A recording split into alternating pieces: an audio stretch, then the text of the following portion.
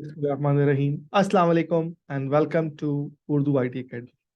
Talker for DevOps lecture number है 5 और series हमारी चल रही है कंटेनराइजेशन एंड ऑर्केस्ट्रेशन। टॉपिक जो आज हम डिस्कस करेंगे वो है इमेज और रजिस्ट्री। बट उससे पहले मैं आप सबका अगेन बहुत थैंकफुल हूँ और बहुत शुक्रगुजार हूँ इस सीरीज को लाइक करने के लिए और अपने कमेंट्स और अपनी राय से आगाह करने के लिए। सो हम डिस्कस करते हैं इमेजेस को और रजिस्ट्री को। जैसा कि हमने लास्ट लेक्चर में देखा था अपने हैंड्स ऑन लैब में, कि किस तरह हमने इमेजेस पुल की थी, किस तरह उस इमेजेस से हमने कंटेनर बनाया था, कंटेनर को एग्जीक्यूट किया था, कंटेनर के हम अंदर जाके हमने कुछ ऑपरेशंस परफॉर्म किए थे। मल्टीपल इमेजेस के साथ हमने थोड़ा सा प्ले अराउंड किया था हैंड्स ऑन लैब में सेशन में। तो अब उसकी हम थोड़ी सी थ्योरेटिकली नॉलेज को हम मजीद इनहेंस करते हैं और फिर नेक्स्ट लेक्चर में हम इस इमेजेस को और रजिस्ट्रीज को अपने लैब सेशन पे देखेंगे। तो विदाउट फर्दर एनी ड्यू आज का जो एजेंडा है वो हम क्विकली डिस्कस कर लेते हैं। स्टार्ट हम करेंगे डॉकर इमेजेस से, फिर हम रजिस्ट्री पे जाएंगे एंड देन हर दफा की तरह एक क्विज होगा और आखिर में हम रिव्यू करेंगे। तो ये हमारा बहुत क्विक एंड क्रिस्प एजेंडा है। और अब हम आ चुके हैं अपनी इमेजेस की स्लाइड्स पर। सबसे पहले तो इमेज आपको पता है कि इमेज आप कह लें कि एक जो भी आपकी एप्लीकेशन, कोई भी वेब एप्लीकेशन हो सकती है, मोबाइल एप्लीकेशन हो सकती है, कोई वेबसाइट हो सकती है, उसका एक अक्स है। ठीक है ना। वो एप्लीकेशन आपने बनाई, उसका आपने एक इमेज क्रिएट कर ली और उस इमेज से आपने कंटेनर बनाना है। अच्छा, अब इमेज जो है वो एक स्टैटिक चीज है जो कि चेंज नहीं हो सकती। कंटेनर एक डायनेमिक चीज है, आपको पता है। और जो भी इमेज आप लेते हैं, उससे आप कंटेनर बनाते हैं, तो वो जब ही काम करता है जब वो डॉकर इंजन के अंदर चल रहा होता है।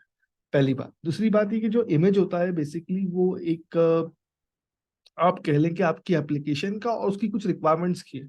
फॉर एग्जाम्पल उसकी रिपोजिटरीज, उसकी सिस्टम फाइल्स, उसकी सेटिंग्स, उसकी कुछ मेटा डेटा का एक पूरा पैकेज होता है। इसकी बड़ी कॉमन लाइफ एग्जाम्पल मैं आपको देता हूँ कि लेट सपोज आपके कुछ डॉक्यूमेंट्स है, मार्कशीट है, कोई आपकी सीवी है, आपकी रिजल्ट कार्ड है, उस सब की आप फोटोकॉपी करवाते हैं और ओरिजिनल अपने पास रख लेते हैं और फोटोकॉपी अपने ऑफिस में या अपनी इंस्टीट्यूट में सेंड कर देते हैं ताकि उनके पास एक प्रूफ आ जाए। इसी तरह आपने एक एप्लीकेशन बनाई, उसका एक इमेज लिया।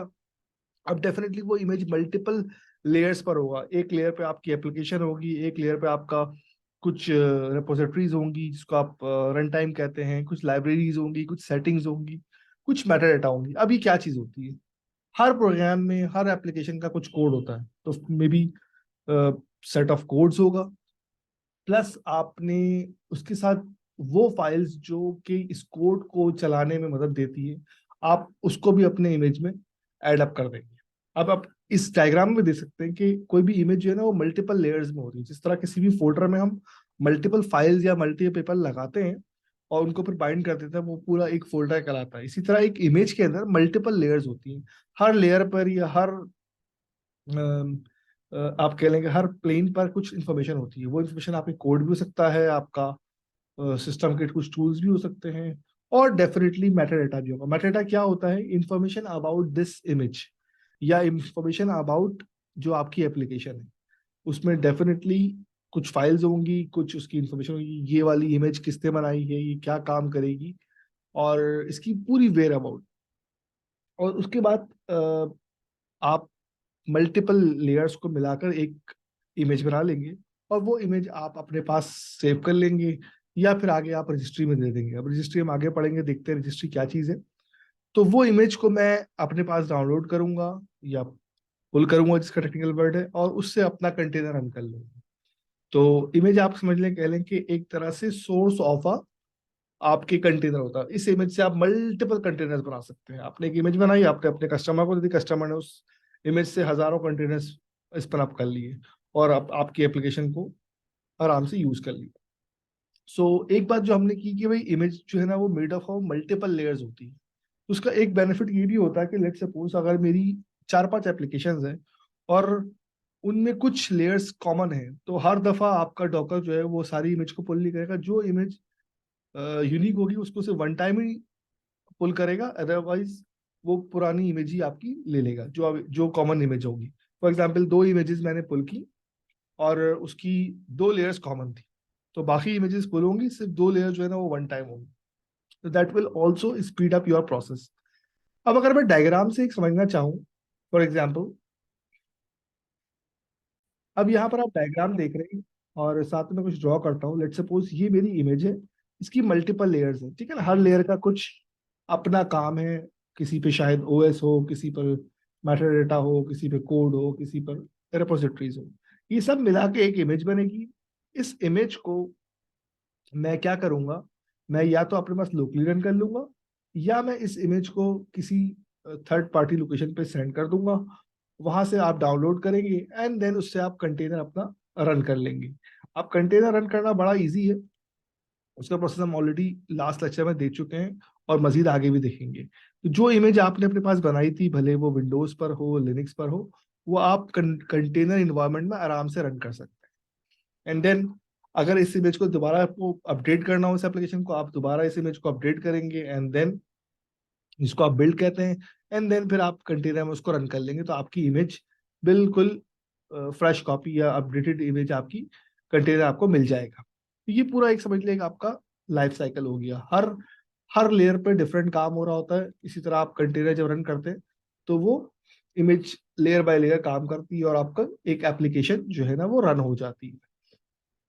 अच्छा, अब हमने इमेजेस के बारे में देख लिया कि इमेजेस हमारी जो है ना वो एक आप कह लें कि एक स्टैटिक फॉर्म ऑफ आपकी एप्लीकेशन होती है, उसको आप रन करते हैं अपने कंटेनर के अंदर ताकि आप वो एप्लीकेशन को गेट कर सकें। अब मैंने यहाँ पर आपसे एक बात की थी कि जब भी आपने इमेज बनाई, उससे आपने कंटेनर रन कर लिया, या वो इमेज मैंने किसी को भेजी, अपने कस्टमर को, अपने टीम लीड को, ताकि आप रन करके चेक कर सकें। बट वो इमेज मैं कैसे करूंगा? क्या मैं ईमेल करूंगा?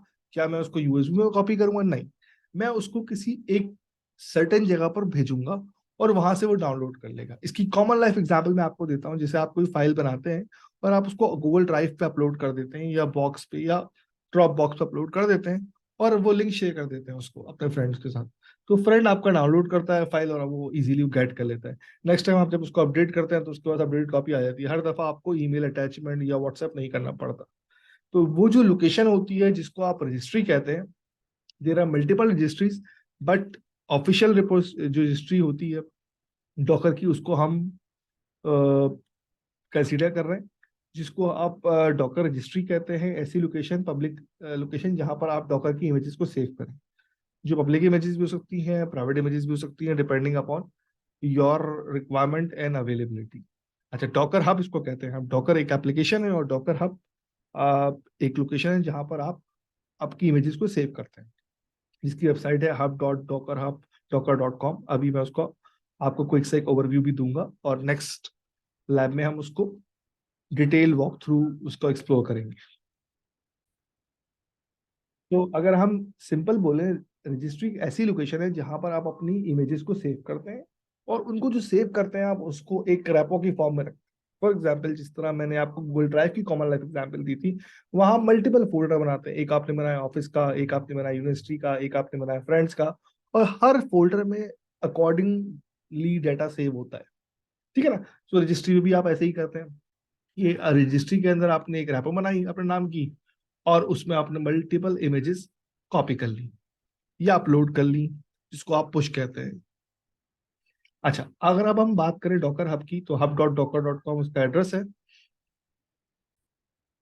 और सिंपल आप अपने ब्राउजर में जाके hub.docker.com लिखेंगे तो इस तरह का कुछ पेज आएगा। फिर आप मुख्तलिफ इमेजेस सर्च कर सकते हैं। इवन अगर आप डॉकर इंस्टॉल है और आप डायरेक्टली वहां से इमेज पुश करते हैं या पुल करते हैं, तो बाय डिफॉल्ट वो hub.docker पे ही जाता है, अनटिल अनलेस कि आप वहां पर डिफाइन ना करें।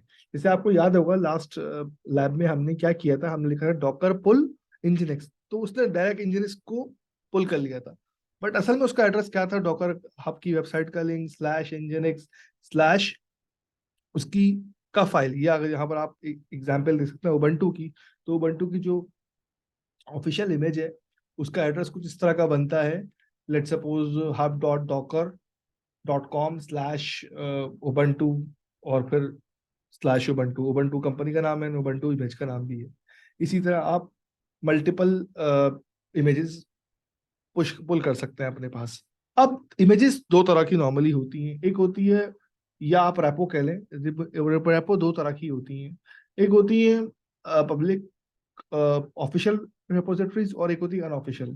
जैसे अभी जितनी भी एग्जांपल्स दी मैंने यहाँ पर, फॉर एग्जाम्पल उबंटू की, इंजनिस की, मोंगोडीबी की, वो सब ऑफिशियल इमेजेस हैं या ऑफिशियल रिपोजिटरीज हैं, क्योंकि वो कंपनी ही मेंटेन करती है और डॉकर उसको वेरीफाई कर रहा हूँ। उसके अलावा जितनी भी रेपोजिटरीज होती हैं वो अनऑफिशियल होती है। फॉर एग्जाम्पल मेरी रेपो है, उसमें मैं अपनी इमेजेस को अपलोड करूंगा और डाउनलोड करूंगा, उसकी कोई आप कह लें कि भाई डॉकर कोई जिम्मेदारी नहीं लेता।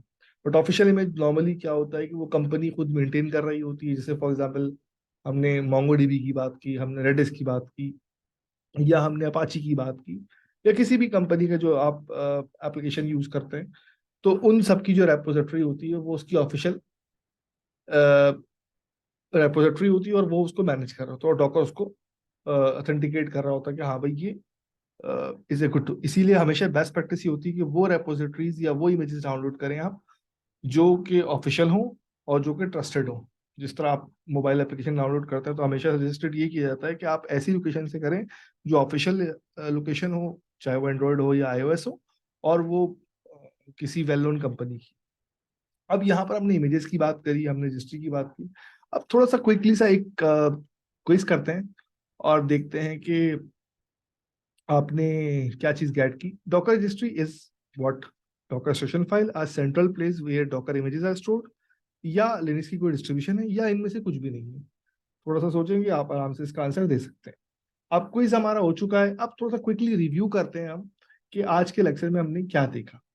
बहुत शॉर्ट लेकिन बहुत ही इंपॉर्टेंट लेक्चर था आज का, कि डॉकर इमेजेस के बारे में और रजिस्ट्री के बारे में। इमेज इज लाइक आप कह लें कि एक ऐसी एंटिटी जिससे आप कंटेनर बनाते हैं, या आपका आप कह लें कि लाइट वेट स्टैंडअलोन ऐसा पैकेज ऑफ सॉफ्टवेयर जिसमें हर चीज होती है जो कि आपको एप्लीकेशन को रन करने की मदद देती है। फॉर एग्जाम्पल आपकी कोई वेबसाइट है, उसका आपने इमेज बनाया, उस इमेज से आपने कंटेनर रन कर लिया, उस कंटेनर के अंदर आपका वेबसाइट चल रही होगी। इन शॉर्ट आप कह सकते हैं इमेज बिल्ड टाइम होता है और कंटेनर रन टाइम होता है। यानी कि बिल्ड जब आप कर रहे होते हैं तो इमेज बनती है, और जब इमेज को रन करते हैं तो कंटेनर के अंदर जहां पर आपकी एप्लीकेशन निकल के बाहर आती है वो आपका रन टाइम कहलाता है। अब ये इमेज की ट्रांसपोर्टेशन या इमेज की शिपिंग कैसे होती है? वो थ्रू रजिस्ट्री होती है। रजिस्ट्री हमने यहाँ पर एग्जांपल ली डॉकर हब की, जिसकी वेबसाइट hub.docker.com है, या और भी किसी की, जैसे हर क्लाउड प्रोवाइडर की अपनी रजिस्ट्री होती है। बट चूंकि हम डॉकर पढ़ रहे हैं, हम डॉकर को फोकस करते हैं, बाय डिफॉल्ट डॉकर जो है वो रजिस्ट्री पे जाता है तो वो hub.docker.com होती है, तो डॉकर की अपनी रजिस्ट्री।